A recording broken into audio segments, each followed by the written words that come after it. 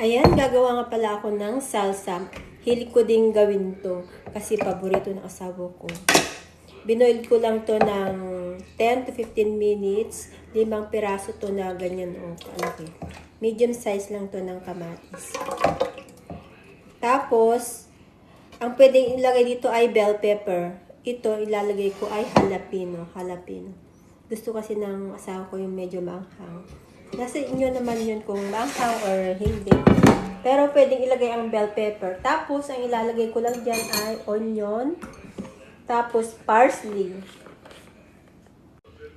Ayan, lalagyan ko lang siya ng parsley. Ayan, tama na yan. Tapos, asin nga pala.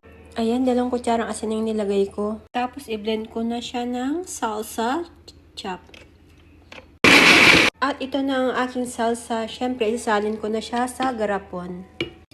Ayan. Wow, sakto isang garapon.